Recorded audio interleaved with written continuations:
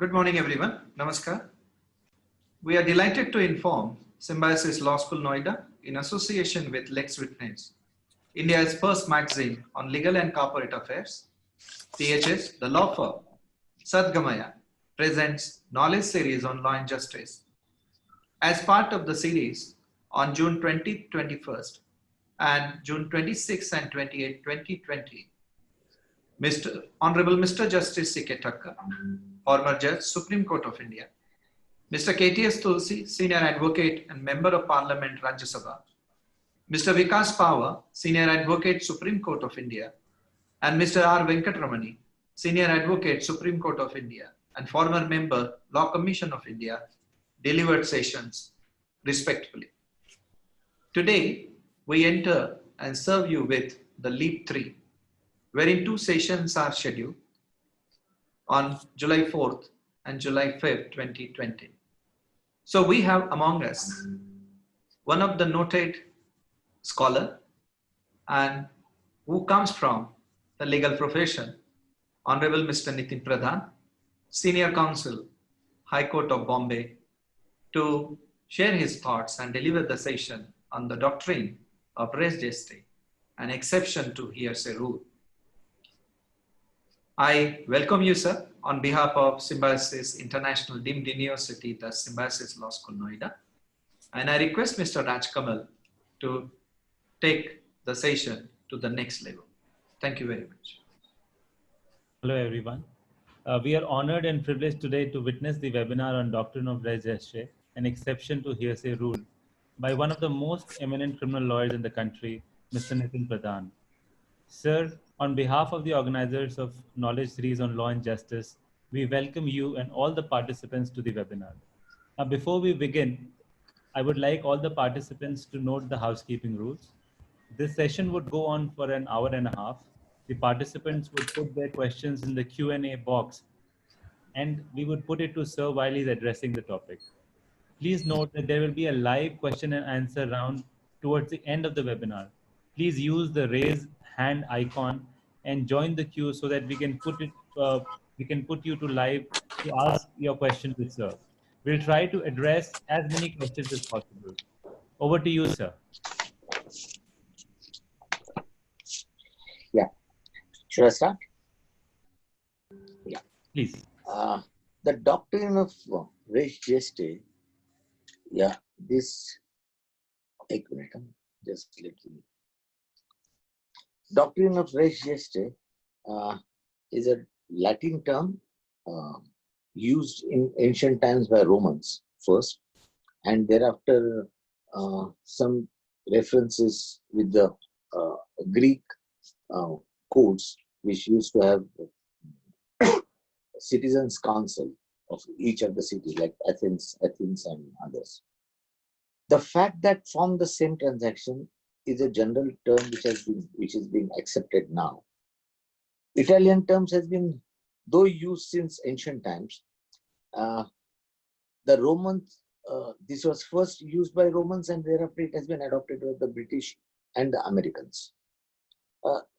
This term has been utilized in the Indian Evidence Act at section 6, which reads that the facts which, though not in issue, are so connected with the fact in issue as to form part of the same transaction are relevant whether they occurred at the same time or place or at different times and places.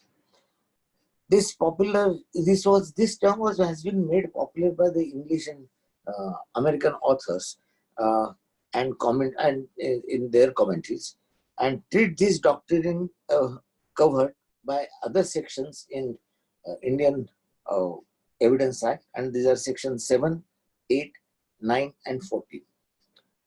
Now, this doctrine is an exception to the hearsay rule. Hearsay rule has been provided by section 60 of the Evidence Act, which says that the oral evidence must, in all cases, that is civil and criminal, be direct, and that is to say, the fact which is seen must be deposed from the witness who saw it. Then the fact which is heard must be deposed by the witness who has heard it.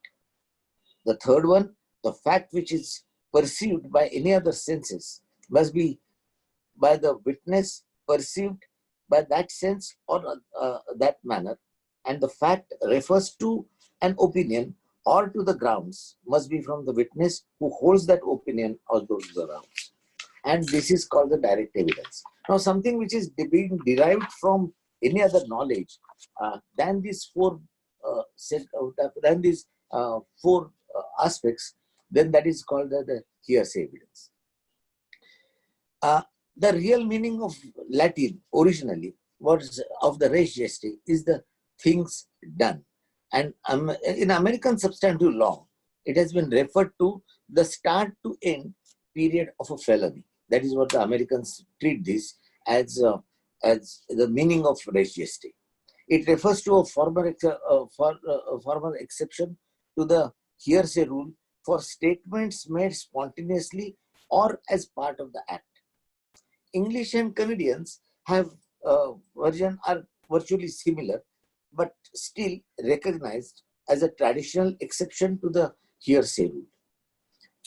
There are three conditions which has been laid down by British authors like Cross on evidence, like Phipson. Phipson has, in fact, he has not accepted this as a good proposition, but Phipson and Wigmore and Murphy, this is another one, those who have laid down certain conditions for the hearsay rule of this admissibility of admissibility of the statement. First, it should be spontaneous, that it must relate to the act. It must be, second, must be contemporaneous. And third, it must be made by an actor, the one who is a part of that transaction. And this is only possible provided possible that this spontaneous statement by the person who is informing or otherwise, and I'm going to refer to a couple of the three cases for this purpose, for explaining. The framers of the Evidence Act have embodied this rule in section 6, 7, 8, 9, and 14, as I have told you earlier. Section 6 deals with the relevancy of facts forming part of the same transaction. Section 7 deals with the facts which are the occasion, cause, or effect of the facts in issue. Section 8 deals with the motive, preparation, and previous or subsequent conduct. Section 9 deals with the facts necessary to explain or introduce relevant facts. And section 14 says that the facts showing existence of state of mind or of body or bodily feelings. Now, traditionally, two reasons for the hearsay are inadmissible. The hearsay evidence, why it should be inadmissible, that is, there are two reasons for that.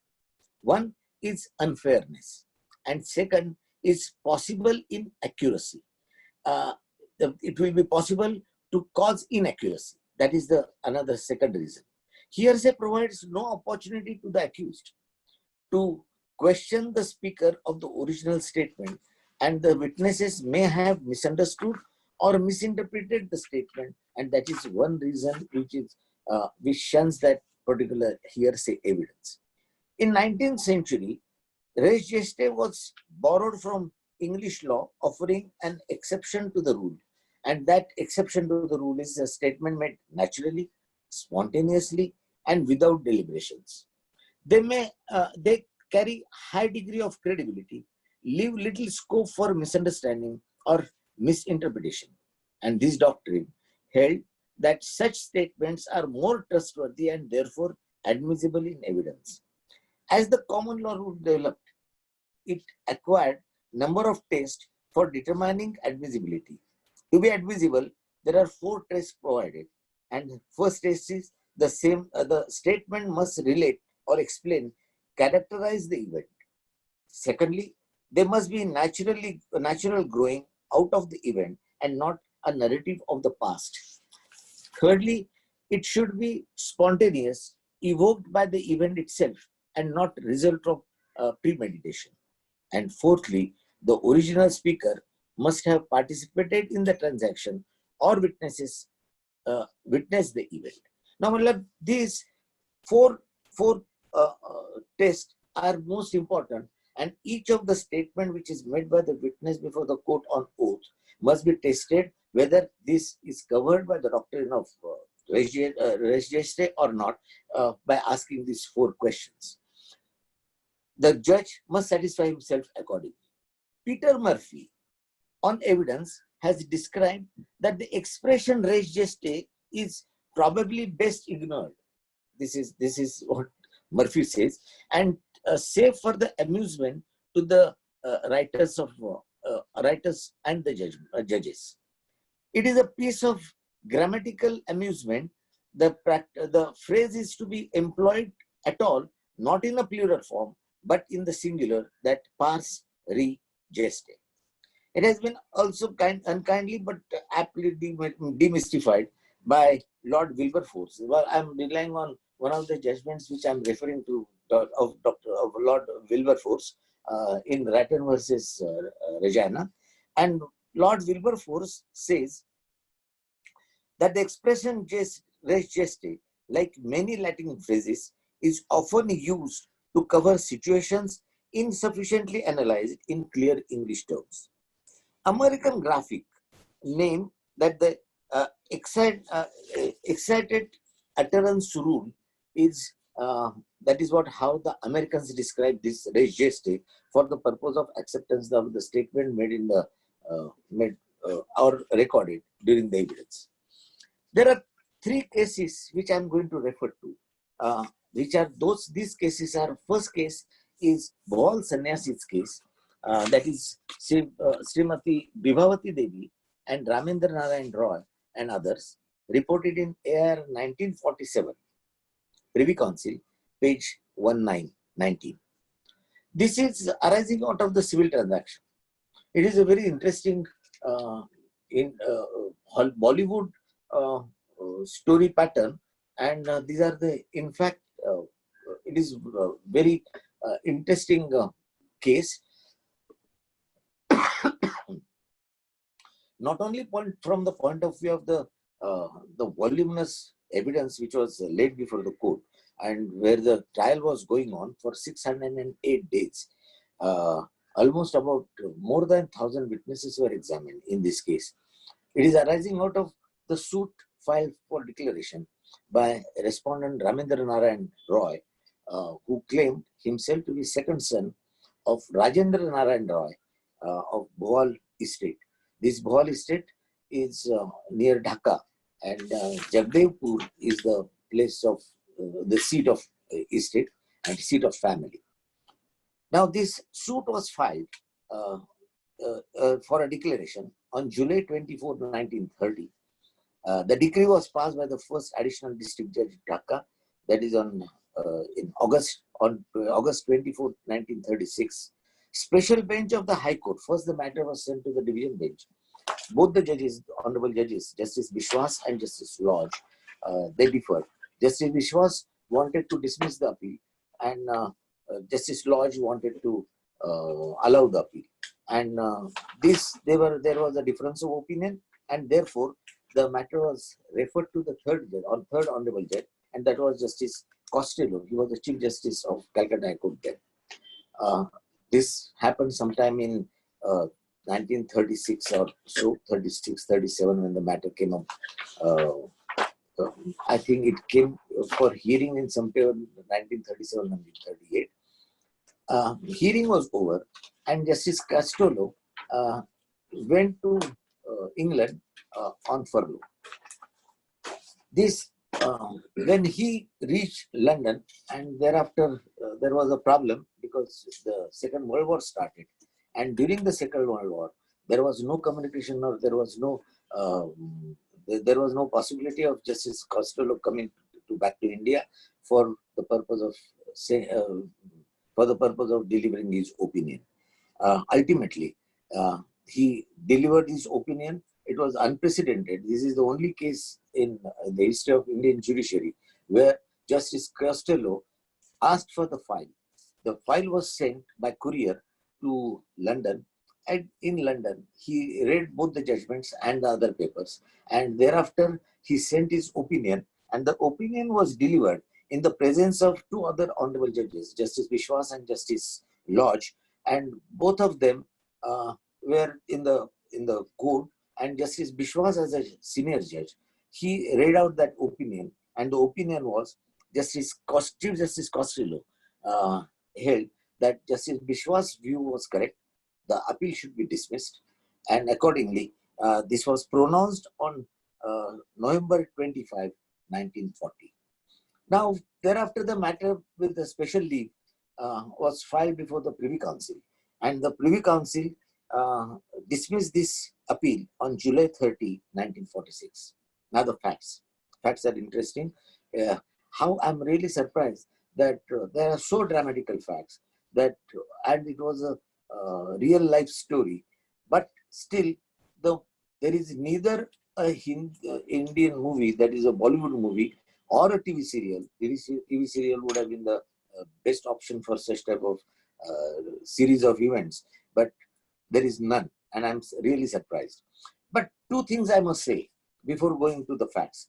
The judgment passed by the first additional district judge, Dhaka, on August 24, 1936, is a wonderful judgment. How one should write a judgment, and it should be learned from this judgment, the way he has analyzed it. The judgment is a bound copy, which is with Bombay Bar Association Library.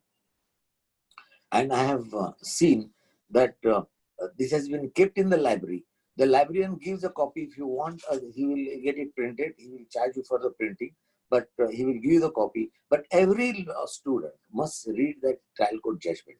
How the evidence has been analyzed, how it should be analyzed, and how it should be encapsulated in the judgment.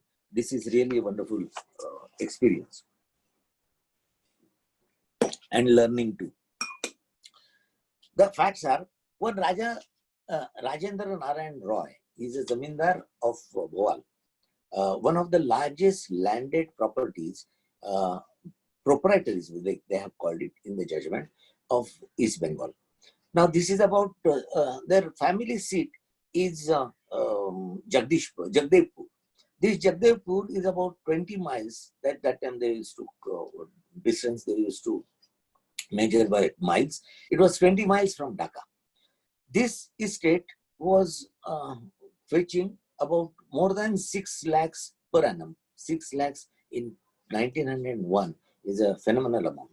And it was a huge tract of land, and which includes not only the settlement, human settlement, but thick forest. And the British officers, including the governor and other his entourage, they used to come for games there. They used to kill the animals. Now, he left 3 sons and 3 daughters. These 3 sons, one of them was number 2 son. The daughters were elder. 2 daughters were elder. Thereafter, 3 sons born, and the last one was the lady.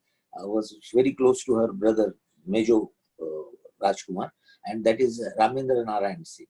This Ramendra Narayan Singh is number 2. Number 1, he is the eldest one. This eldest one married during the lifetime or immediate around in 1901. This Rajendra Narayan died in April 1901. This eldest son, he was having his own property. He was having his own share in the property. Ramendra Narayan Singh was enjoying, a wayward boy. Number 3 was the 3rd son was also there. He was also married. This plaintiff, that is Ramendra Narayan Singh, he was at the age of 26 after his marriage. Somewhere after his marriage, he got syphilis. Syphilis was a venereal disease which was it was impossible to, there was no allopathic medicine for that. And this, he could not get any, and therefore he was having the boils, and he was in the 3rd stage of syphilis. He was sick at the age of 26. His marriage was not consumed. That is what the trial court judge says. And they went in April 1900. April to 1909. He was taken to Darjeeling. In Darjeeling, there is one bungalow called Step Aside. This, incidentally, this bungalow where this Ramendra Narayan and his family was staying, in the same bungalow subsequently, it was taken on rent by Chittaranjan Das, and he passed away in that bungalow. And there is presently there is a memorial for Chittaranjan Das in that bungalow. On 8th May, Ramendra Narayan, he was seriously ill. On 8th May, he passed away in the evening. Now, this particular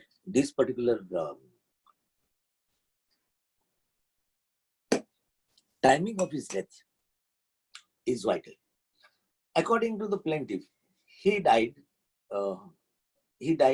At the plaintiff side, he died at 8 o'clock, around 8 o'clock, 7:38. According to the defendant, he died just before the midnight. That is around 11:30, 12 o'clock, or around that time. According to the defendant, he died at the midnight. He was taken to, as per the Hindu tradition, the dead body is never kept in the house for a long. At the earliest, he is taken for cremation, and this cremation was done around early morning before the sunrise, and he was cremated in the presence of a few people.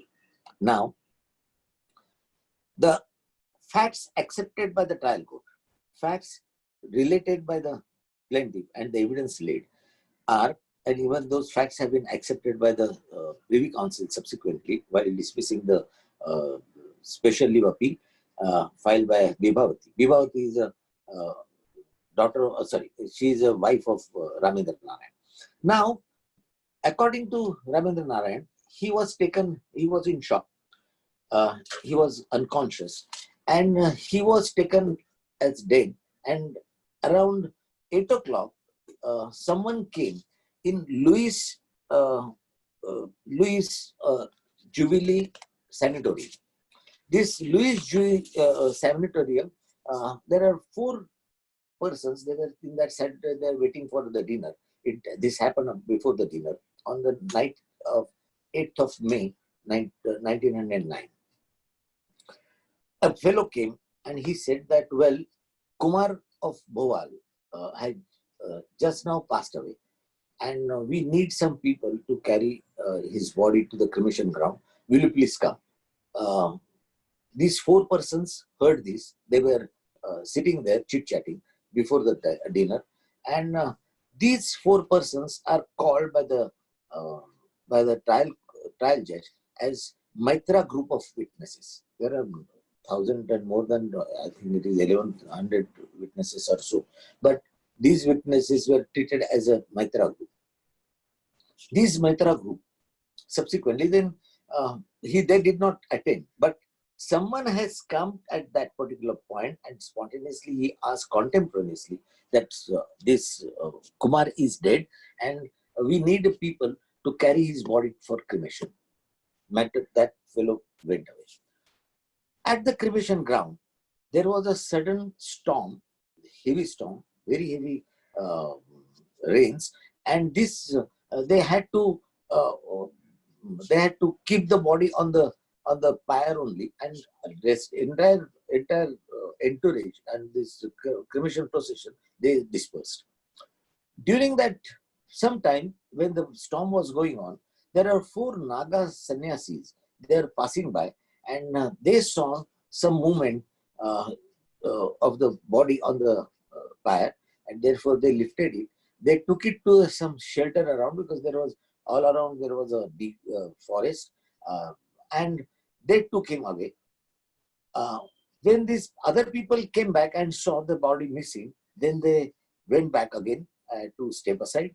They tried to procure a body, and they procured that body, and that body was taken in the early morning, before the sunrise. Early morning, it was taken for cremation, and the cremation was carried out of the body which was not of Ramendra Narayan. Ramendra Narayan was in the company of these Naga sannyasis almost for about more than 10 years. He has lost his memory, but due to the medicines provided, maybe that is jadibutis, he was cured of that syphilis. And not only that, but the boils which were on his joints, knee joint and the hands, those boils, the marks remained. Boils were removed. Boils were he was cured out of that. Sorry. And under those circumstances, he wandered around with those Naga sannyasis. And sometime in December 1920 or January 1921, he came to Dhaka alone. He was on the by the side of Ganga, they call it Badi Ganga. That Badi Ganga banks, he sat there, and people started recognizing him that as a Rajkumar of Goa. Soon his sister, his mother, they visited him. The youngest sister was very affectionate to him. She said that, well, he is my brother, and this brother, he is Ramendra Narayan. She took him to his house, traditional house. All those people from the citizenry, they saw them. All of them accepted him as this happened sometime in 1921 or 22. Then he was taken a procession. Then in 1930, he filed a declaratory suit saying that I am that Ramendra Narayan. In the entire suit, whatever the evidence was laid as regards his identification mark in his body and everything, all the circumstantial aspects were taken into account. All the evidence was laid. One evidence which has been laid, that Mehta group, for the purpose of determining whether he died at around 8 o'clock or whether he died at the midnight as per the case of the defendant. And the Privy Council said that that fellow coming, though that person was not examined as a witness, that fellow coming there in that Jubilee sanatorium and telling those 4 persons there, Mehta group witnesses, those who were examined, 4 of them, that Rajkumar died just now, and we required people to carry the dead body to the cremation. This is covered by principle of res geste, and on relying on that and discussing that particular part and discussing the doctrine of res geste, the Privy Council held that yes, he died at 8 o'clock.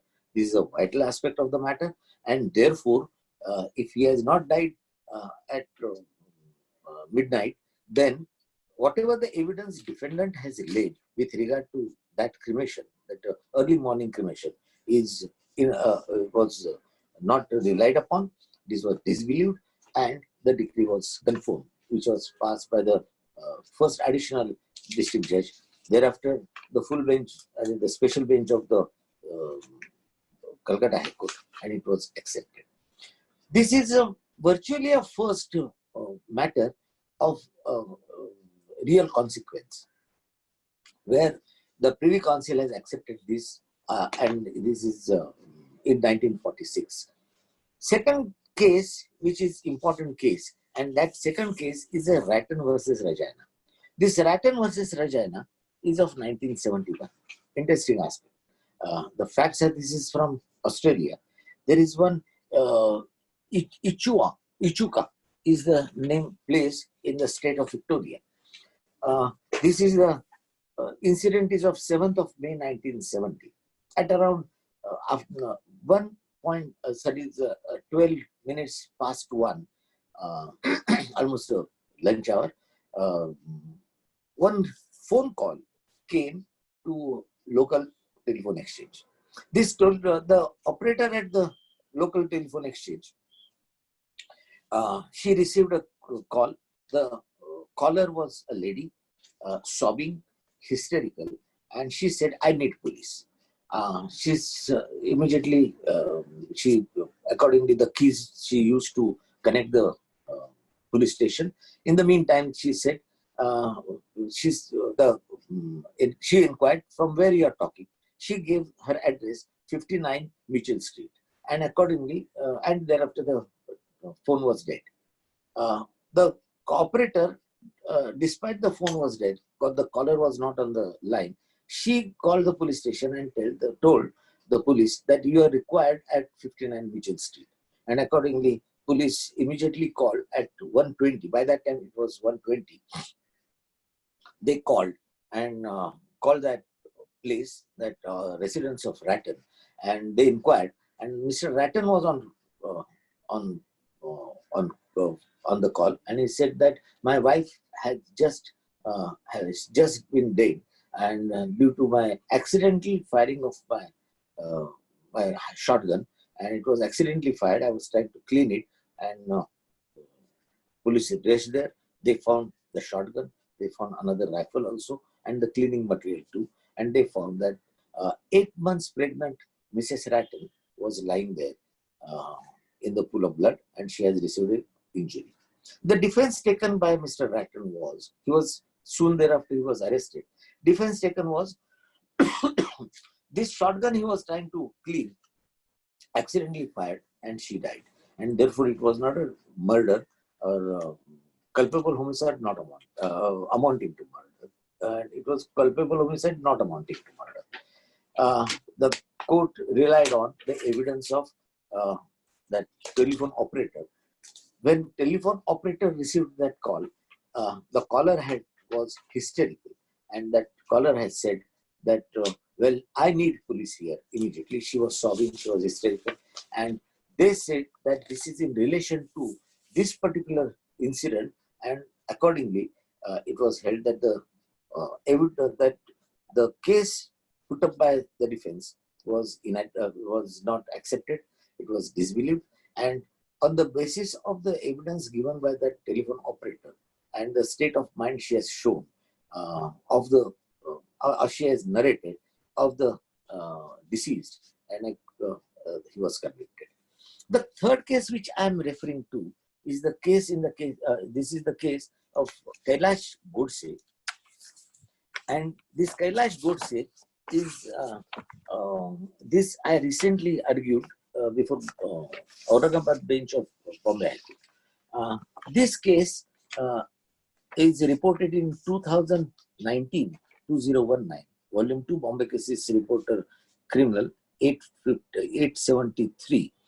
This case is an interesting, two groups in the village at Latur. Well, Latur is not a village, in fact. This place is near Latur. Two fractions. One is led by the BJP and other was belonging to Congress. The incident happened at the house of the BJP leader. On that day, midnight, between 13 July 1996 and 14 July 1996, Uday, the deceased, along with his family, they were at the house. Uday was watching in the house, in another room. Uday was watching TV, and he was other members of the family. It was a bungalow. Other members were in their own rooms and bedrooms. At around 2:35 in the midnight, his sister, who was examined as a PW1, PW2, she came and she realized that someone there in the house, and she saw there was a light burning in the drawing room, and two strangers were standing there. Then she, naturally, she shouted, and her brother Uday, who was watching TV, he came outside immediately, and her father came, and father went to, after seeing the two persons, which she at the time says that she saw the two strangers. Those strangers, Uday tried to force them out of the house. They have come from the front door. It was not broken. This whether it was broken or not, there is no evidence laid. And father went to bring a stick. By that time, this Uday pushed both these intruders outside, and one of them stabbed him, and that was a fatal injury. They dropped him there. Uday was dropped outside the house from the front door, and they ran away. Now, by that time, other members in the house, that is his mother, father, and sister, all they came. Father immediately took out the car, and he was, by that time, some other couple of neighbors reached there. He took one of the neighbor, and he went to district place for the purpose of giving him treatment immediately. By that time, few other people gathered from the neighborhood, and they made inquiries with the sister and the mother of the deceased, and they said there are three witnesses according to the prosecution. These three witnesses were told that two thieves came and they stabbed Uday. Now, these are unknown persons. That is according to those witnesses. These during the trial, the statements recorded of the three neighborhood witnesses, their statements were also recorded. Then the statement under section 161, they have also said that such and such, that is what that was the narration of the family members, that they were unknown thieves and they tried to break open the house. Now, during the trial, the police, the prosecution examined family members, but they did not examine this neighborhood. But there was a reference made in the case diary about the examination of these three witnesses, those who have said that they were the strangers. When the cross-examination of the IO, it was taken on record that on that night there were 7 cases registered in the station diary of that local police station, and of the dacoity and housebreaking, and these housebreaking cases were 7 of them. Further question was asked regarding the witnesses. He utilized and he gave answers after going through his case diary. And under section 172 CRPC, if the witness uses this case diary for refreshing his memory, then the case diary entries can be read by the defense and utilized during the cross-examination. And accordingly, those 3 entries with regard to the examination of these 3 neighborhood witnesses and their narration was brought on record.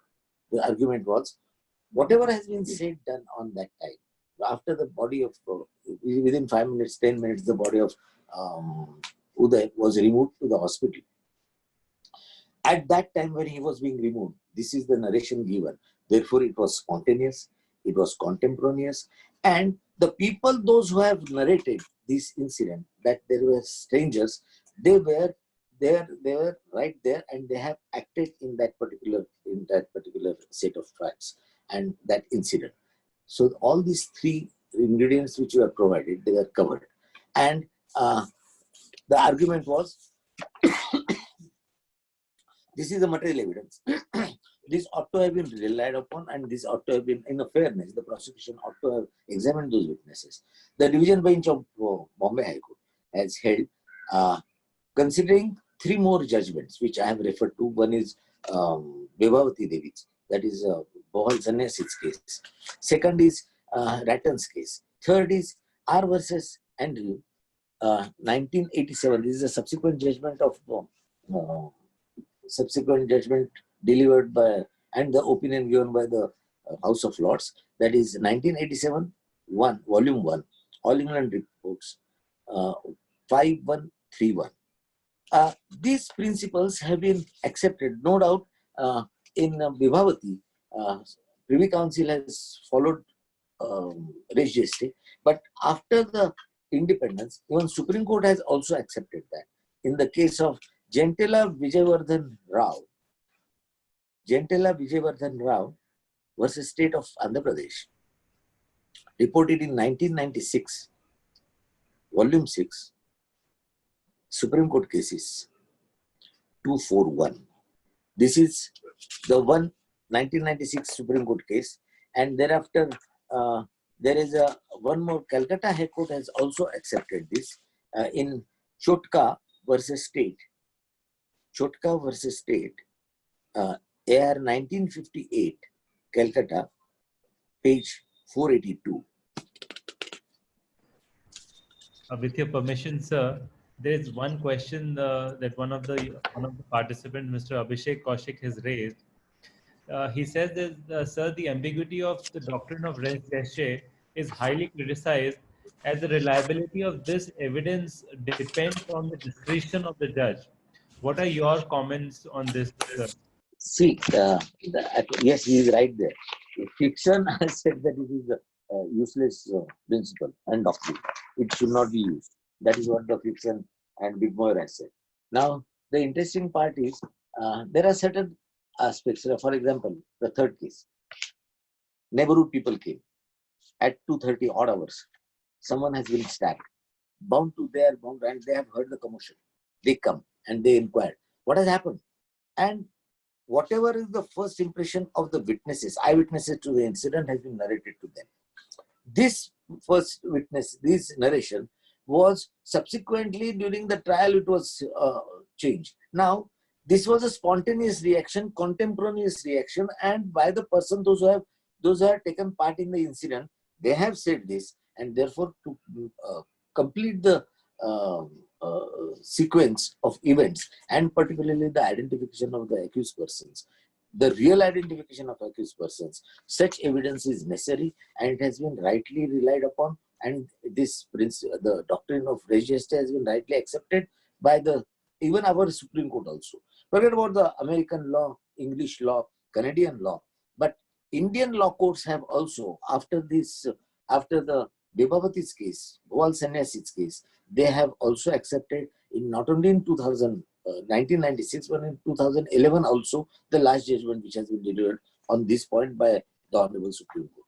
Now, according to me, it is a useful aspect. But don't forget, this is, as Phipson and Wigmore have said, that this is a useless proposition, and this is a useless doctrine, cannot be utilized for the purpose of practical case. It cannot be so said, because this incident, this particular doctrine has been utilized gainfully by the Indian law courts with a caution. Not only this one statement is good enough for the purpose of acquittal, but in the other circumstances and circumstantial evidence laid by the prosecution or not laid by the prosecution may have an adverse inference. For example, in the last case, in this Kailash Godse's case of the Bombay High Court, in that case, there was no blood stains on the accused clothes.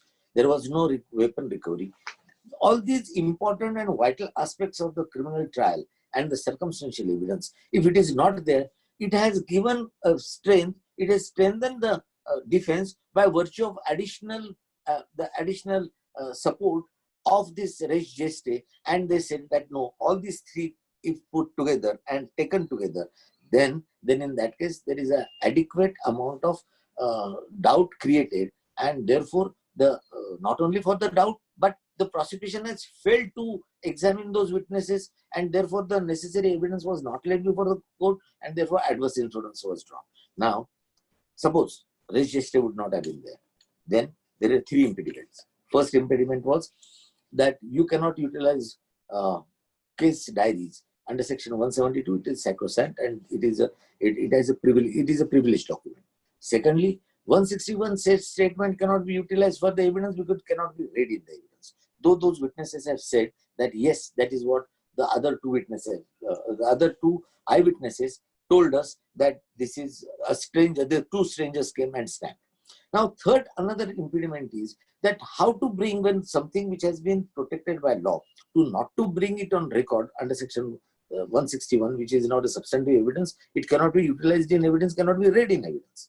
Then in that event, there is only one other way, and that was the doctrine of res gestae, application of doctrine of res gestae, and bring that fact which was contemporaneous. It was a spontaneous reaction of the witnesses, and it was by the witness who has acted and he was a part of that particular incident, then that has to be brought, and therefore the complete justice was given. Same is the case with Vibhavati Devi. Same is the case with Rattan. Suppose that evidence is excluded, then what? Then what is the false defense taken by Mr. Rattan, the accused, that this is an accidental, the accidental explosion of, and it was an accidental death. Then it will have to be accepted if you remove that. If you remove the evidence of the telephone operator. Shotgun was there, rifle was there, and cleaning material was also there at the scene of offense.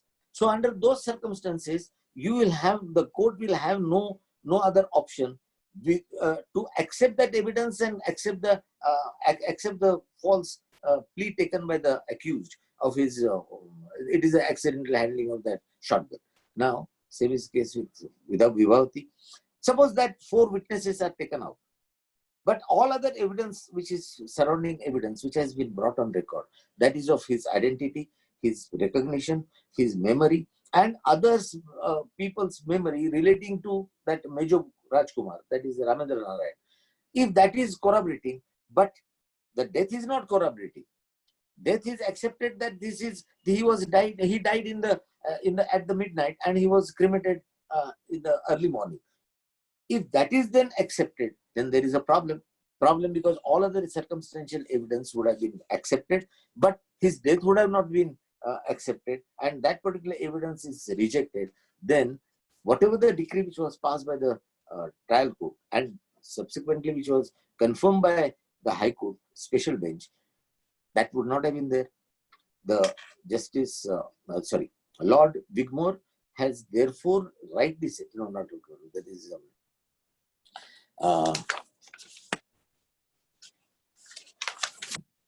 Wilberforce. Lord Wilberforce has therefore rightly accepted that particular evidence.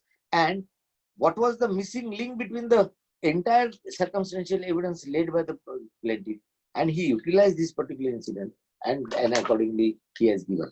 He has relied on the other circumstantial evidence about his identity.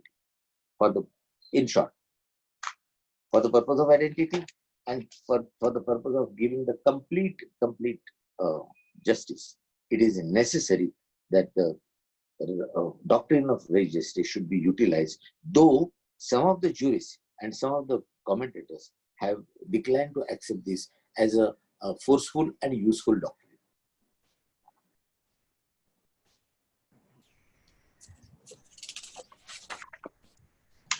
Like I've just noted, one of the participants has pointed out that Mr. John Henry Wigmore, who was the Dean of Northwestern Law until 1929, he commented that the phrase res gestae is, in the present state of law, not only entirely useless but even positively harmful. So, what are your views on this? Yes, he's right. I've read that. In Wigmore's commentaries also. But the interesting part is, as I've told you, this is no more. This is being accepted with caution, and this caution is that if all other circumstantial evidence leads to a particular conclusion, then like confession of a co-accused, it is at the end we are supposed to look into. If you require any assurance, that take that assurance from the co-accused, the confession of the co-accused, like in Kashmira Singh's case. Now, this particular is possible that if you are satisfied with the entire evidence and the circumstances which has been brought by either party before the court, and you are satisfied that he should be acquitted or he should be convicted, then that res gestae can be utilized as an assurance. Nothing is unuseful, nothing is useless in any of the process of thoughts, and therefore it can be utilized for that purpose, may be limited, but it is a useful one. Thank you very much. It almost wrapped the entire time which was given to me has been utilized, and thank you so much. And it was an interesting aspect. After 2017, again I'm revisiting my submissions which I made before the High Court. It was interesting. Good. So one of the participants, Apurva Verma, she asked a question that about dying declaration. I understand that this is the topic about res gestae, but how is dying declaration? If we have to find out, would dying declaration and res gestae, which would be a better quality of evidence, and is there any connection between the two? Many times, Section 32, which allows of the Evidence Act, which allows the dying declaration to be read in evidence. The only problem is many times I've seen, not all the times, many times, and I should say I should be more qualified. So it should be sometimes we find that at that time whatever is being said by the deceased in her last statement, she or he may mislead to see that someone is falsely implicated also, and it depends on her or his relations during his lifetime or her lifetime. Particularly if the lady is she has committed suicide, but at the house she feels that this has been done. I want to teach a lesson to my mother-in-law or sister-in-law, and she falsely names them. Only because of there has to be some other circumstantial evidence will have to be taken into account. In res gestae, this is the third person who is coming and giving the evidence. It is not therefore that is the material difference between Section 32 and Section 6. Section 6, it is not the person who he is not a victim, he is a bystander. He is a person who is away from and he is not connected with any of them. Therefore, if he is giving and narrating some spontaneous reaction given by the actor who has participated in the incident, then his quality of evidence is more assuring, his credibility is more assuring, and therefore this can be utilized successfully and safely in the criminal trials at the time of recording of evidence and delivering judgment.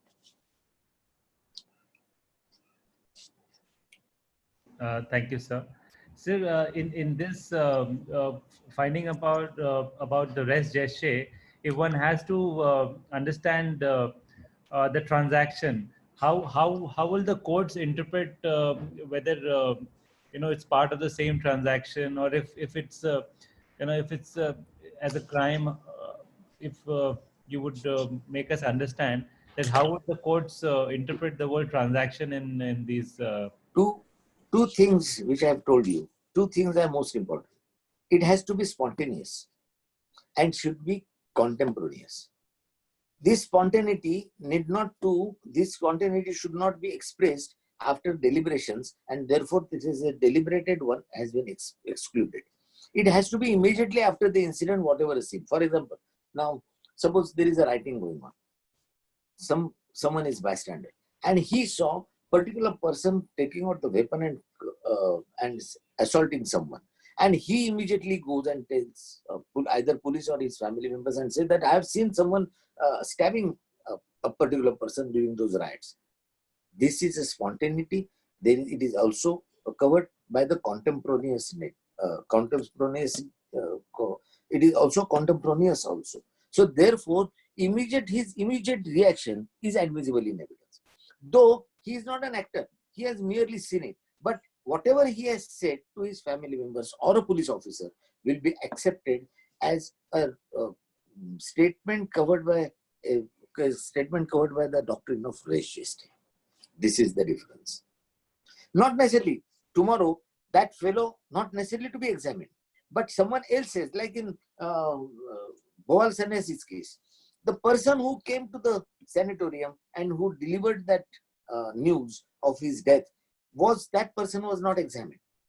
But the Privy Council says that those 4 persons to whom it was told, they came and they deposed before the court that particular person came, and it has so happened that at that time there are some witnesses, they have said that yes, he has died at around 8 o'clock. We started this procession at 9 o'clock. Then there is an evidence laid during the trial that on that day, at night between 8th and 9th of May to 1909, the weather report was also given that there was a huge storm there. It was a very heavy rains, and therefore it was accepted. Now see, all these circumstantial evidence is all around there. All the circumstances are accepted.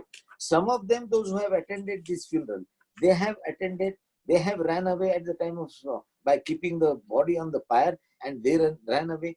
They came an hour afterwards, and they found that body was missing. Now their evidence was also there. Now all these circumstantial evidence has been laid, and the assurance was taken by the Privy Council for their allowing dismissing the appeal and confirming the decree. And that assurance was of those 4 witnesses, those who said that he died at around 8 o'clock. This is the incident, and this is therefore useful. Thank you so much, sir. One of the participants, Mr. Abhishek Kaushik, he asked us what's the scope of res geste in NDPS Act, etc. In fact, sir, he's live. I'll put him online to ask the question. Good morning, sir. Thank you for sparing your Saturday to us, and it is a very delightful session. I wanted to ask, sir, in NDPS Act, and especially those acts where the case burden on the prosecution is really high to establish what was the transaction and how the things unfolded. Now, in those kind of cases, the Section 6 of Evidence Acts would it not rather, destroy the nature of the protection which an accused has, because the prosecution may then say that this is the level of transaction, whereas the accused is going to argue that, look here, NDPS Act has different set of tests. You can't apply Section 6 transaction test, res geste test, and therefore there is a little gray area there, according to me, where the prosecution's case on the transaction or one transaction and NDPS Act's strict nature of interpretation that has to be applied, that it has to fit in 1, 2, 3, 4, and only then prosecution can go ahead. My confusion is in that regard. If you can help me on that. Ultimately, whatever the cases I have read on res geste for the purpose of arguments, and the cases which I have argued, I did not find that this is treated as a one principal circumstance for the purpose of good enough. On this principle only he is released or acquitted or convicted. It cannot be so, because the law developed in India is totally different. Now, for example, accused comes to the court and says that offense is of murder. He goes to the court at the time of framing of charge and says that yes, I accept my guilt. The courts are supposed to lead. It will be recorded. It will be merely an admission before before the judicial authority. It will be kept aside. But prosecution is not absolved of their duty to prove the case beyond reasonable doubt. During the trial, if the prosecution comes and points out that such and such circumstances are there, and therefore coupled with his admission in the court that and conscientious admission that he is guilty, but the court may say that no, I don't accept the other evidence, and I therefore reject that admission altogether. Same case with the NDPS. Now, NDPS Act, suppose that is not he is arrested. It is a contraband. It is a psychotropic substance. But the laboratory says that it is not.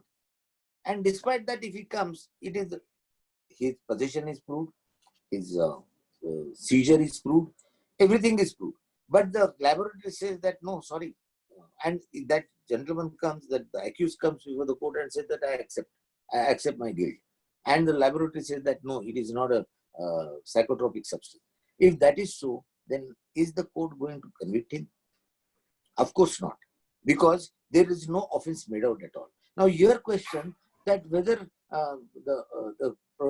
the protection given by the statute to the accused will not be available there, according to me, it is not so. Our criminal jurisprudence, which has recently been developed in such a way that all other circumstances will have to be proved by the prosecution. For example, now NDPS we have taken Section 42. The statement made, the Vanchanama carried out, by a particular designated officer of the designated rank. All these will have to, Balbir Singh's case. All these, of course, there are conflicting decisions as usual. We are very intelligent people, and we therefore always say, and we give different, uh, we see different aspects of the case, and accordingly, our judges give the judgment. No doubt about it. Very good. But the procedure provided and the mandatory procedure provided, that has remained as a core of our NDPS cases. I don't think it has been diluted by res geste. Res geste, whatever the statement which is going to be recorded by the police, is this statement. This statement is inadmissible under section 24, 25, 24, 25 and 26. One under the coercion, 25 in the presence, and 26 in the custody of the police officer. Now, if he is a custom officer or is an excise officer, then something is different. But if he is a police officer, then obviously 25 and 26 will be applied, and whatever statement he has made, whether it is a confession or otherwise, that will not be accepted, and it will be inadmissible in evidence during the trial. Now, every case depends on the factual matrix. Now, you are asking me a general question. There are no in what circumstances you are using that doctrine, and which circumstances you don't want to use that document. But generally speaking, every aspect, every doctrine, recognized doctrine of law has to be tested on the evidence which is provided, factual matrix which has been laid before the court, and accordingly it will have to be interpreted. Thank you very much, sir. There's something follow-up just to illustrate it, because I have been thinking on the practical aspect of it. Assume incident happens. The witness in this case is the child witness. Which is that? Under the general law, it is a... Under general law, I don't, because NDPS you have clarified beyond doubt that it has to be statutory protection, and the gray area is where we lawyers are going to make our hay. So I'm going to use this information at a given point of time. I'm on a general law. The witness is a minor. Now, if he's a minor, can his parents be tested to say what was the res geste transaction, to say that this is a child witness, and in view of section 118 of the Evidence Act, all those protections would come. Would his parents be examined to say ki this is what the child's normal reaction, or in the chain of transaction, would his parents evidence would be useful to establish the chain of events? This is my recently I've handled one case. Husband killed his wife by putting one stone, what do you call it? The grinding stone was utilized to hit her. The child, the girl, about 5 years old, she was present there. He hit her and he ran away. The girl saw the incident. She came out, and the neighbor, obviously the deceased cried aloud. So the neighbor came out and she said, "What happened?" She said, my father has killed my mother and he has ran away. Now, see, the res geste. Neighbor has not seen the incident, but the neighbor has narrated that this is what this child has said. And this witness, and on the basis of that, the conviction is confirmed by the, conviction is given by the trial court. Now, this child witness, there are so many other things. Whether she could be possibly, she could have narrated the story rightly, whether she was in a state of mind to narrate this story to her neighbor or not. These are all on the point of probability. But as regards the narration is concerned, this narration is describing the incident which has taken place. It is not leading to the guilt of the accused. It is merely leading to an incident, and that incident has happened, and that is corroborated by the child witness. The witness is not saying, I am not utilizing it for the purpose of conviction of the accused that he has killed that particular person. But there is one evidence which has come on record, which shows that the incident of assault has taken place. Now the question will be further, then who could have done and how could have done. all other circumstantial evidence will be there, and the judge will decide accordingly. Res geste can be utilized like this. Res geste is not a doctrine which can be applied without impunity. It cannot be. It will have to be. It is a this doctrine is fairly used, and in those circumstances only, not in other circumstances. It is fit in spontaneity, contemporaneous incident, and thirdly, that the one who is saying something is an actor of the who has been actor in the incident. Then only it will be accepted and can be utilized. Thank you, Mr. Pradhan. Mr. Somik, please ask your question live. Mr. Yes. Somik, please unmute yourself and ask your question live. Can you hear me? Am I audible? Yeah, I can hear you. Yeah. You're So asking thank me you. or others? So I'm asking you. Yeah. First of all, I can hear. Tell me. yeah. Before I place my question, let me thank you. It has been such an illuminating discussion, especially the cases that you have discussed. Before I ask my question, I just want to state that, sir, unfortunately, Bollywood has not chanced upon the idea of making a movie on Bhol Sannyasi, but there are some one or two really nice Bengali movies which have captured the entire story, and they are very, very interesting. And I just hope if you get the time, if you can watch it, you will definitely have a different Please let me know. Now my email address is already there, so you can send me. But only barrier will be the language barrier.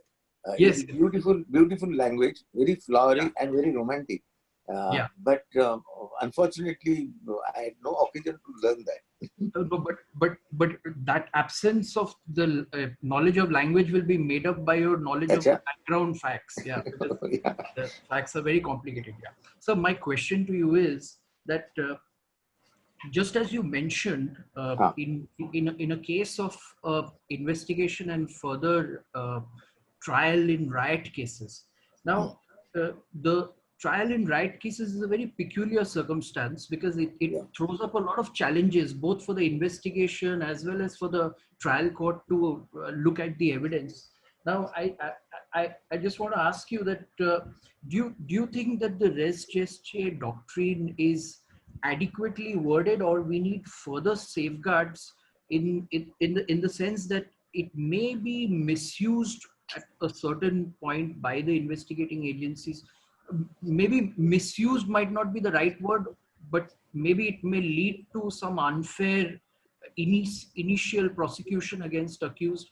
Because what I want to know is, in the event that this evidence, which is hearsay, generally which is not allowed under the general law, but because of the doctrine and it being an exception, if it is used against an accused, it may impair his rights to get bail, or he may be named in a charge sheet and he may have to undergo trial unfairly. Maybe at the end of the day, the evidence does not stand in court after cross-examination. But do you think that the simple use of this doctrine may cause some unfair situation, like chances of bail not being granted or a person being put to trial? Or do you think that there is something that requires to make it more robust so that the doctrine is not unfairly used against someone? See, there are many doctrines where we cannot put in codified form in the law.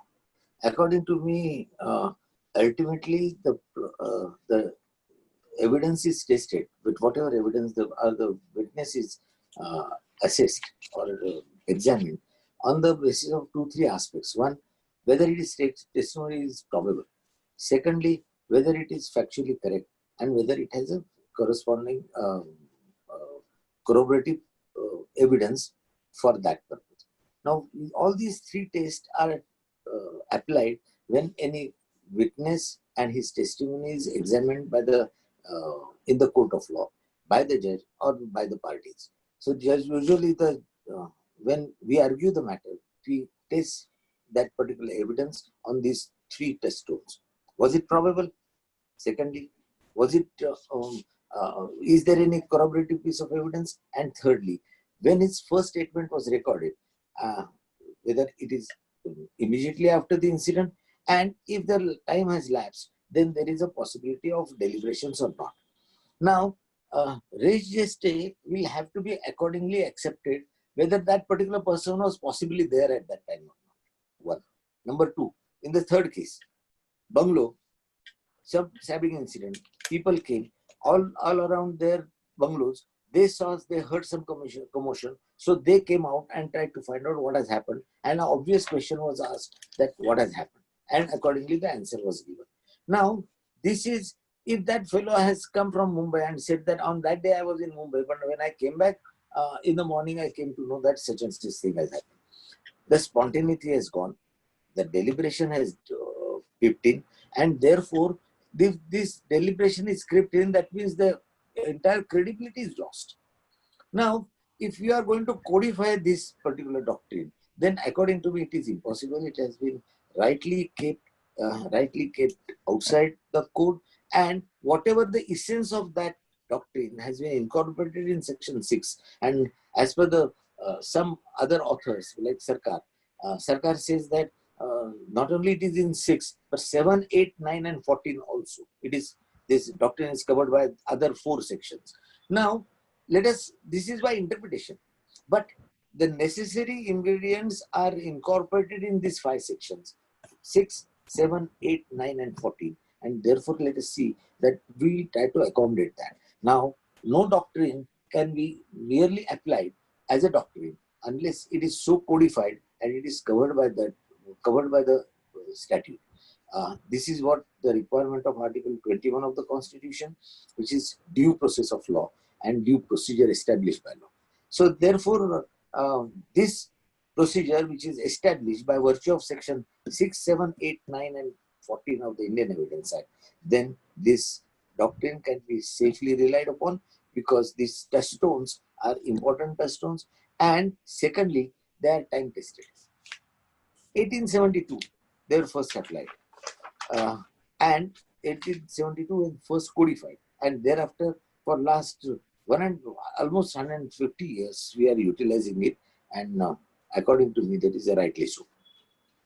Thank you, Mr. Pradhan. Apurva Verma, please unmute yourself and ask your question live. Apurva Verma. Very good afternoon, Yusna. Good evening. So my question is like sections res geste have been incorporated under section 6 of the Evidence Act. Yeah, that is part of it. Some of the jurists say that even 7, 8, 9 and 14 also. Correct. Now, section 6 uses the term same transaction. Now, my concern is like something is happening parallel to the main event. Is it important to bring it under the purview of section 6 to connect that parallel thing with this main transaction, to bring it under the purview of the same transaction? For example, a hypothetical example might be like if there is a theft taking place in a house, and in a neighborhood there is some shooting taking place parallelly, and accidentally it recorded the entire transaction of these being the theft taking place. So because this is a parallel event, a parallel transaction, can we bring it under the purview of section 6 as a res geste, calling it the part of the same transaction? Ma'am, there are 2 different transactions. One transaction is of the theft. Actors in the first transaction and the actors in the second transaction are one and same, then it is in continuation of the first transaction. If the accused in the theft transaction are different, and the shooting in the shooting case, there are different accused, it cannot be said to be the same incident. It is coincidentally at the same time. So coincidentally, 2 transactions have taken place side by side, and if one of the actors in theft case has heard the second transaction shooting, then he can be successfully utilized as a witness, and his evidence can be successfully utilized with the res geste for the shooting incident. That at that time such and such incident has taken place, there was a shooting taken place. He might not be the person, he may not identify the accused person who has shot or who has done that shooting.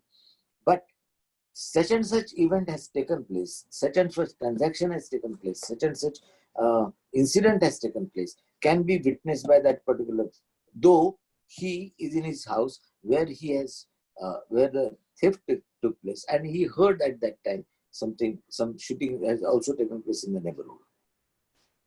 Thank you, sir. This can be utilized. Thank you, sir. Megha Nagpal, please unmute yourself and ask a question live. Megha Nagpal. Good afternoon, sir. Thank you so much for this engaging and enriching lecture. I have two questions, sir, but these are purely out of academic curiosity and to enhance my understanding. My first question is relating to the importance of spontaneity. How important is spontaneity of a statement made just after the event, and how relevant is it if it's made immediately or if it's made after some gap?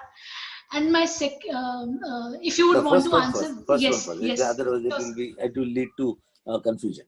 See, yes. The spontaneity is, for example, the Rattan versus Regina. Yes. In Rattan, that the telephone operator, she is not aware about who is Mr. Rattan, who is Mrs. Rattan, whether she was carrying 8-month pregnancy or there is some incident taking place. She is an independent person. She has merely what she is deposing before the court, whatever she has heard and whatever she has acted upon. Heard is then lady sobbing. She said, I need police, give me police station. And she says that I am staying at so and so place. And then she cuts off. But further action which she has taken on the basis of the information received by her, and her reaction was to go to call the police station and tell them that this is the address, you are needed there. This is all she did. Now, this incident, she has not participated in the incident. She has not participated and she has not deposed before the court that whether she has heard the shot or not, who shot it, from what the lady was apprehending, and whether the lady was accusing something to her husband, that is also not she is aware. Her spontaneous and contemporaneous reaction was to hear, act, and accordingly use her judgment and call the police. Now, only this sequence shows that Mr. Rattan is guilty of something. Now, whether he is deposing and he is saying that no, I have it was accidental fire of the firearm and therefore he should be acquitted. No, the court comes to the conclusion this is one of the circumstances about the whatever has happened contemporaneously at that time at Rattan's house. But there is one more evidence which has been described in the judgment, and there they say that there were there are double barrel gun, shotgun. Both the cartridges were utilized. If you are cleaning the gun and that is your case, then and the cleaning material is around, then the question is, where is the question of putting two cartridges inside and give an explanation how both the cartridges were fired upon. In the evidence it has come that one cartridge, it was misfired, second cartridge was fired. Then if it is misfired, therefore the second cartridge was fired, then obviously this is a case of murder and this is not an accidental death. Now, same is the case, we apply this in this Bhowal Sannyasi's case. 4 persons, they are chit-chatting, they are not aware, they are not part of that transaction, they are not aware who is this Bhowal Sannyasi is, who is this Rajkumar is, and one person came that probably it appears that all are Bengalis and probably they were aware that this, he must be a popular person, popular figure, known figure. And therefore he comes in the sanatorium and says that just now the Rajkumar is dead and please help us carry this body to the cremation ground. Now, these are all 4 strangers. They are not saying that we attended that, we attended the cremation. But whatever has happened, it was just, they were chit-chatting, 1. Number 2, why they remember? Because it was just before the dinner. And thirdly, such a ghastly news, that is such a bad news, someone is dead just before your lunch, dinner, if someone comes and delivers you that message, therefore it chiseled in their memory, and therefore they have utilized this after subsequently after 20 years, and they say that yes, we distinctly remember. What they remember? The incident they remember. They don't remember they don't remember the date. They don't remember any other material aspect. They only remember that such and such time when we were sitting in the Jubilee Sanatorium, at that time we heard this, and yes, 4 of us, we were there, and we remember that we all 4 of us were together. Yes, thank you, sir. So my second question is for, I think, relevant for contemporary times. We use social media a lot these days, and supposedly there's a defamatory remark made in a tweet by one person against the another. In such a scenario, if there is a history of communication between both of them on the same platform, will those previous statements or previous tweets, if they do not contain the defamatory statement, be also relevant as part of the doctrine of res geste? No, that's not the. There is a different doctrine about the conduct of the witness. Yes, sir. When the witness is to be cross-examined or he is to be assessed, then whatever his past conduct is also relevant under the Evidence Act. So you can ask him the questions, or his conduct can be relied upon by the complainant, and if that person is an accused, so it can be utilized and it can be laid as an evidence that his past conduct and thereafter his subsequent conduct. So there is a deliberate attempt to defame, and that is the reason he is doing this continuously. This evidence can be laid. It has no application, with due respect. It has no application, yes, sir, of res geste at all. It is regarding the past conduct of the accused. Previous statement or past conduct, yes. Yes. So thank you for explaining with so many illustrations and judgments, because it's, I think, also helpful for us teachers to refresh our memories and to continuously understand us, because learning doesn't stop. Yes, sir. I thought you are a student. Oh. Wonderful. That's why I said it's academic curiosity, sir. Okay. Thank you so much, sir. Thank you so much. Nice meeting. A nice call talking to you. Thank you so much, Mr. Pradhan. Before we move on to the next live question, I'm seeking permission from Mr. Pradhan and Professor Ravandle to increase the webinar duration by at least 15 minutes. Because 15 more minutes? Okay. All right. Go ahead, please. Sure. Madhukar Sharma, please ask your question live. Good afternoon, sir. Good afternoon.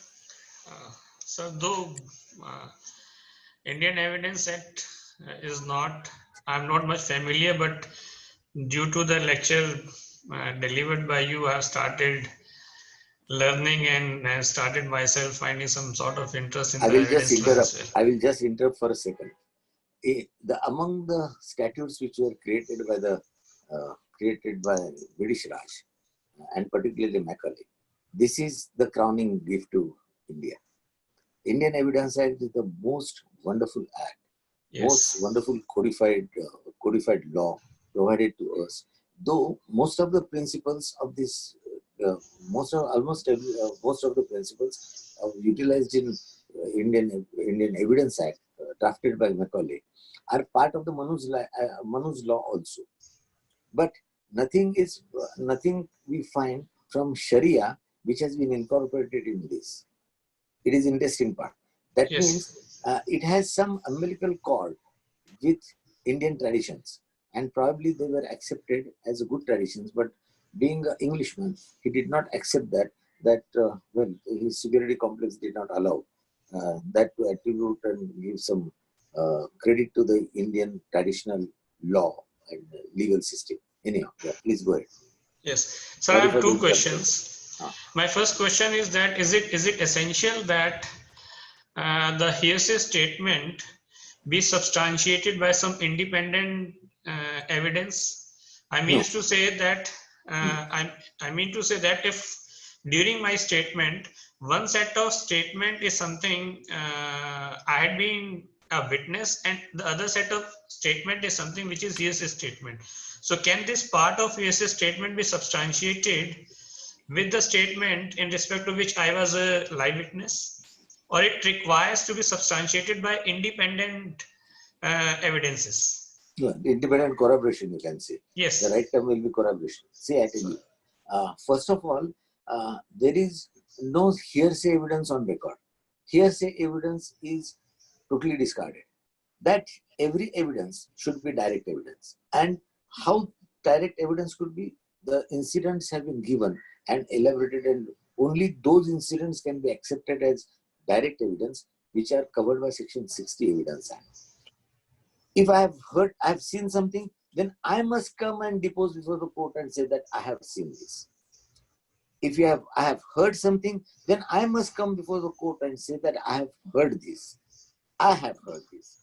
But if I have seen something, if I have touched something, and by any other, I have perceived something, that perception should be my personal perception while deposing before the court. That I tried to do this and I realized that this is what I have perceived, and accordingly I am doing that. For example, smell is covered by that thirdly.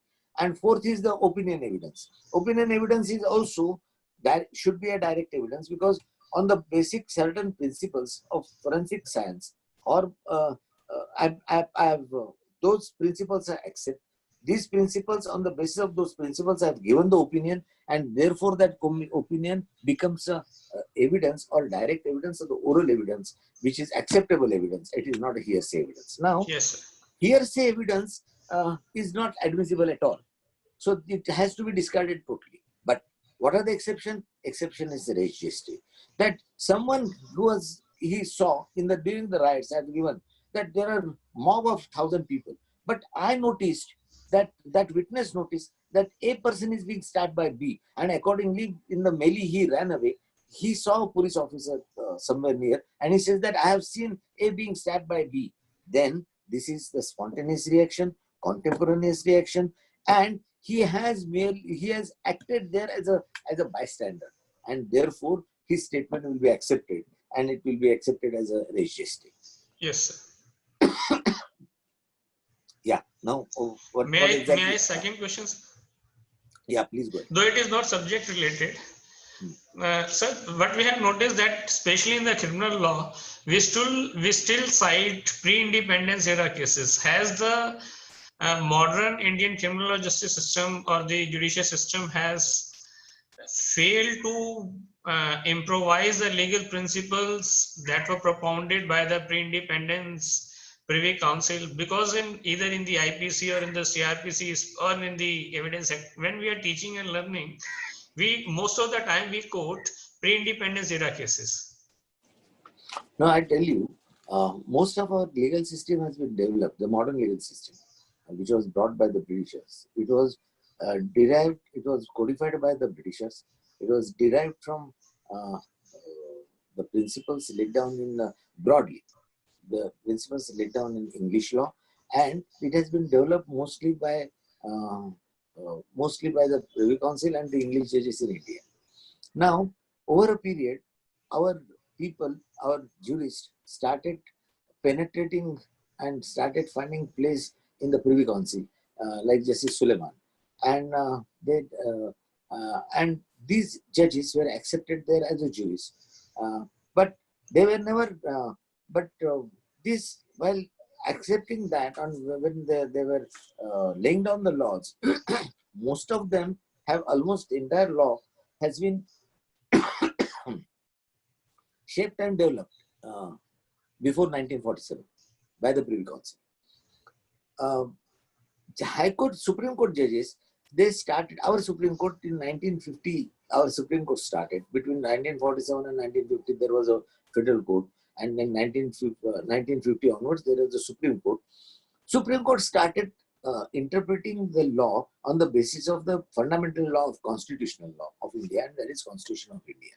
Now, perceptions regarding the constitutional law and the criminal law, they started blending with the new perception in our constitution, and therefore, obviously, there was a less amount of cases we find in our under the constitution and of the Supreme Court, and most of the cases and the development we see from the Privy Council.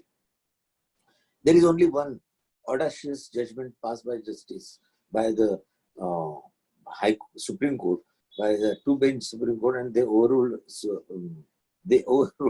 Privy Council view and subsequently within couple of years, the Supreme Court realized that it has to be corrected, and again the larger bench was made to sit, and that view was overruled, and the Privy Council was restored. Only one case in last 75 years of our republic. Only one case where the learned judge of the Supreme Court has deferred with Privy Council, but according to it was audacious. But anyhow, I don't criticize anyone. It was ultimately every judge is entitled to have his own views because we have the independence of judiciary. But it was subsequently and very soon it was corrected also. And that is the beauty of our Indian judiciary. we always correct. 5 judges bench or Antule's case. And 7 judges they sit after 3 years, and they say for 88 and 84. Yeah, almost about 4 years and 3 years. And they say that no, sorry, whatever the directions which are given by the Constitution bench of 5 judges, 5 honorable judges, is should be corrected, and accordingly that injustice which they call, that is what the 7 judges bench judgment says, and they say that it should be corrected, and accordingly it was corrected. But interesting part, why Privy Council has done more homework, because Privy Council was going on, and we had started 1872 onwards, when till 1947, almost about more than 50 years, they were ruling the roost. So obviously, they are bound to lay down more principles, lay down more laws and interpretations than the Supreme Court. It is bound to happen. I don't feel that we are. It is a slavery, and this is a slavish attitude. No, don't do that. For a thinking process and thought process, it is required, and earlier president will have to follow, and earlier president, right president, which are time tested, which should be followed also thereafter. Thank you, sir. We'll now take the last 2 questions for the day. Dr. Meenakshi Kaul, please ask your question live. Yes, sir. A very good afternoon, sir. It's a follow-up question on the earlier one, wherein a murder has been shooted wrongly or coincidentally in a camera of another building, wherein a film shooting was taking place. So my question is, it's rather a doubt. Sir, if we take into consideration direct evidences, circumstantial evidences, and hearsay evidences, so would not it be a direct evidence as compared to a hearsay, irrespective of the fact that 2 events are separate? Madam, direct evidence which is laid down by this principle is laid down by section 60, or rather it is covered by section 60. This direct evidence is always also necessarily corroborated by other circumstantial evidence. For example, I will give you a hypothetical example. The wife says that husband came, he tried to kill me, and he went away. But that husband found to be not at that particular point of time. He was not there, and he was impossible. He was in different city, and it was impossible to travel to that city at particular. Suppose the incident has taken place at 11, and he has already gone there a day before. The wife is under the impression that he has come home, so she wanted to implicate him. Husband came in the evening, and she had said that he tried to kill me, and he ran away, and the police arrested him. This is the direct evidence. She says that yes, a particular person assaulted me. This particular person has a successful and a very strong alibi. Then this alibi can be utilized when who is to rely upon? The direct evidence to be relied upon of the wife, or the evidence of alibi which is laid by the husband is to be relied upon. Obviously, every statement which is made before the court needs a corroboration on material particulars. And this material particular, where the eyewitness is concerned, is about the presence of the accused, his chance, his opportunity to commit crime, and thirdly, that he has ran away, that opportunity to going away from the place of incident. Now, unless first, second, and third all are together accepted by reliable and cogent evidence, his testimony will not be accepted. It will be a doubtful testimony, and it will not be relied upon. Yes, and Yeah, so then what about section 58, which already talks about facts admitted need not be proved by the court or judicial, and Judicial also notice, deals with the, read with section 59, sir, the that's proof right. of facts by oral evidence. Yeah. Now, see, some relationship, if it is accepted, then need not to be proved. Yes, your lordship, sorry, you are right there. The question is that what is that fact which is admitted? If it is an admitted fact, still, as I have told you, in the criminal law, even it is admitted that I have, and the guilt is recorded before the court that he is pleaded guilty, still the prosecution will have to prove, because ultimately that admission will lead to the extreme punishment. And this extreme, before imposing extreme punishment, the court will have to satisfy itself that yes, I am doing justice or not, or whether he is doing something or he is admitting something under coercion or misrepresentation or allurement. So obviously, the court will have to take into account all these aspects. Every evidence which is being laid before the court needs a corroboration, and that corroboration will be, suppose there is an assault, as you have said, that assault, bloodstained clothes, weapon with blood stains, the blood stains, blood is matching on the weapon as well as the weapon of the deceased or the victim. These are the other factors which needs to be looked into by the court, and if it is not, then the chances of acquittal are more. If it is less, then chances of convictions are more. Thank you so I much. hope, am I on the point, or? Thank you so much, sir. Thank you so much. Okay. Thank you, sir. Dr. Mohit Sharma, please ask your question live. This is the last question for the day. Okay. Sir, first of all, good morning to you, and thanks for providing such a specific knowledge in such a lucid manner, sir. I'm too thankful. Though my question is almost answered by you in the earlier question, but even then, sir, I'm putting my queries before you. As res geste is a Latin word which means things done, and it is an exception to the hearsay rule of evidence. Yes. So my question is, sir, why we put hearsay statement into the non-fear categories? What is non-fear categories? No. I have not understood. What do you mean to say? Generally, sir, I have read somewhere that hearsay statements are kept into the non-fear categories. And if it is kept into non-fear categories, so can someone be convicted on hearsay evidence? No. I have told you, whatever I have said just so far, I said that particular statement, which is covered by res geste, cannot be a basis for the conviction or acquittal. Yes, there has to be a corroborative piece of evidence, which we call as a circumstantial evidence, in the absence of any direct evidence. This direct, suppose even if there is a direct evidence that Lady Ratton, she's still yet to die, and the police reach, she says that yes, he shot me. She has not named who, but he shot me. And this particular piece will be corroborated by whatever that lady telephone operator has said. And that will be corroborated. That means such an incident has happened, that where the shooting took place, where it was frightening for the lady, which led her to call the police, and therefore she picked up the telephone and she tried to communicate with the telephone operator. So there is some incident taken place. That is what is that corroboration is being. Now there is no question of any res geste independently utilizing, which is a hearsay, which is being utilized independently, and someone is getting convicted. No, not at all.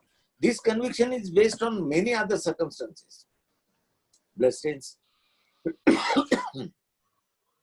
recovery of weapon, the recovery of the blood on the weapons, on the person of the accused, or any other circumstances which could be possibly can be taken into account for the purpose of factual matrix of that particular case.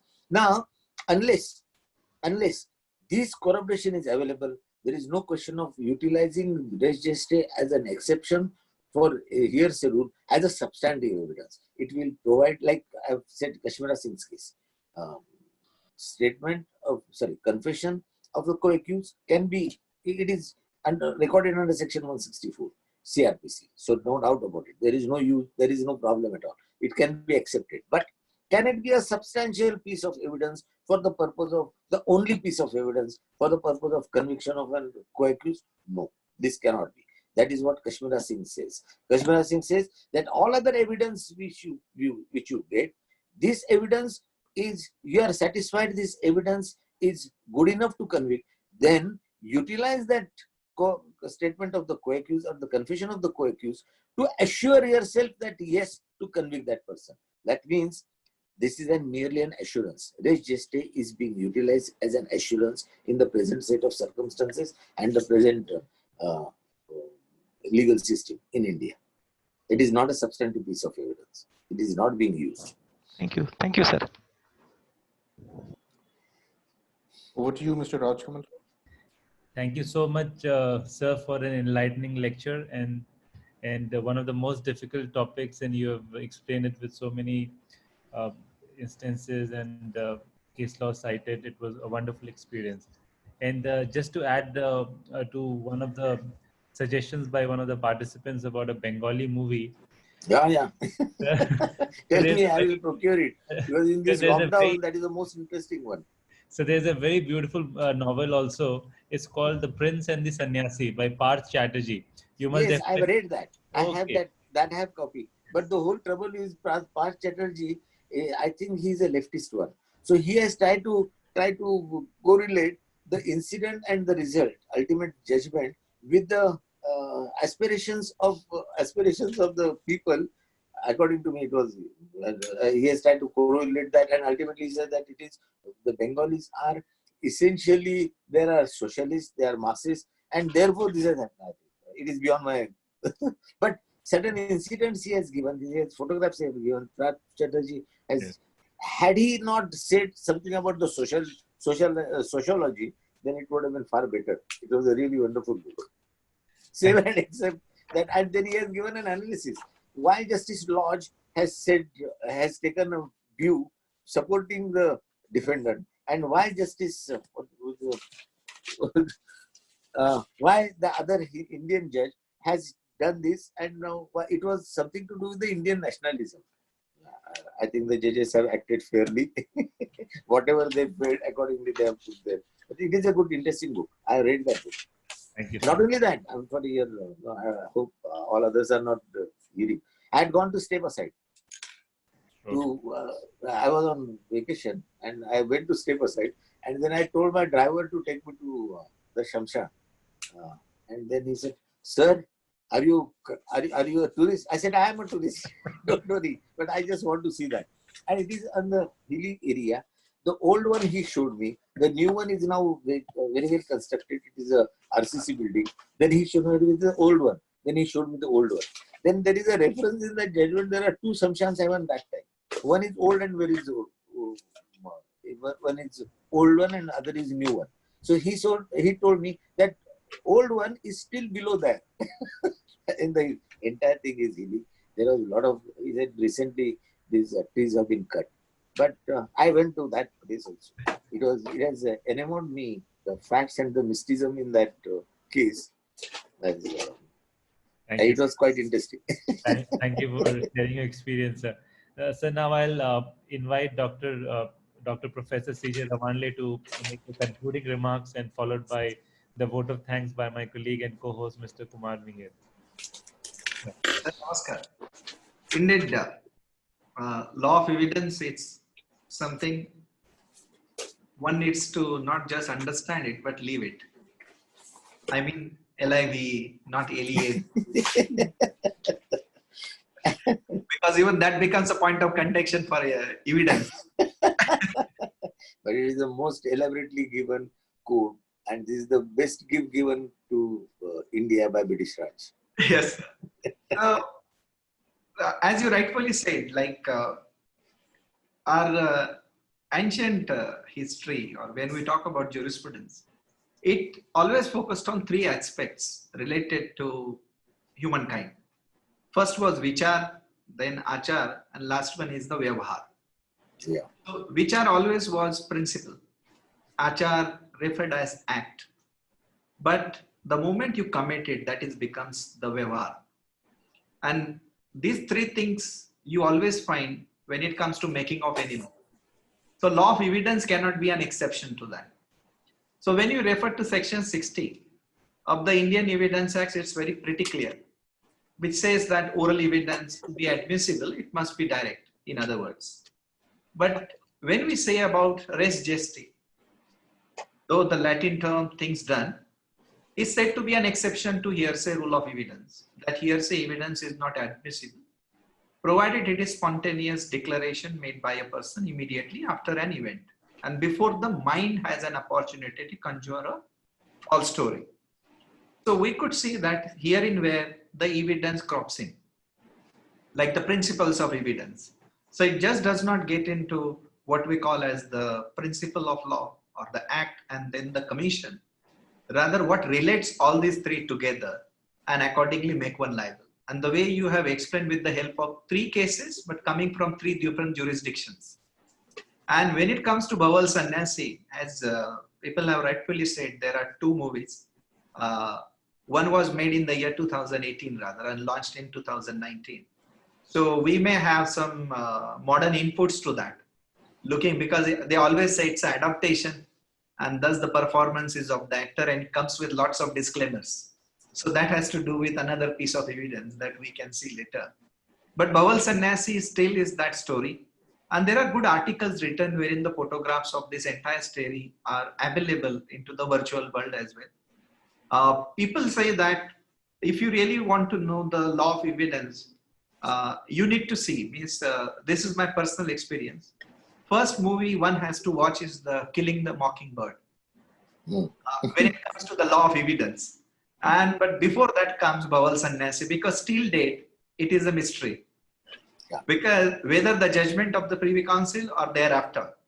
And people till date are discussing this when it comes to the west or the east part of Bengal. It is still the most celebrated story. Yes. Which yes, people till date believe that. And now the movies are made. Let's hope that one day we will have that into the Bollywood as well. But it is one great fascination about that story. And, we have rather kept some 6 copies of the novel which you just mentioned, sir. Oh, yes, so that students can read or people can read. Yes, yes. And there try are good to find the judgment of the trial court. Yes, most elaborate and beautiful judgment. True. That definitely, sir. So thank you very much for the lecture, sir. Rather, I would say the lively session. And we would like to connect with you in future as well. And we would. It was a pleasure for me. Pleasure for me to interact with you. Thank you, sir. And we would like to have you on our campus when the things go well. Thank you. Oh yeah, that's right. In the physical space as well. And thank you very much for everything, sir. Namaskar. Thank you. Over to you, Mihir. So should I now? No, Mihir, unmute yourself. Yes. Thank you, sir. Thank you, Mr. Pradhan, for giving us this erudite and enlightening lecture. I would also like to thank the moderator for today's session, my friend Chikaman, for moderating this. I would like to thank our supporters and collaborators, Sadgaya Group, THS, the law firm, and Lex Witness, which has provided us this platform, represented by Mr. Akshay. Lastly, I want to thank my college and professor, my own teacher, Professor Ravandle, for giving us this idea and guiding us during this entire process. And most importantly, at the end, I would like to thank today's participants, without whose support and encouragement this entire endeavor would not have taken place. And I would like to request them to participate and register for tomorrow's session as well.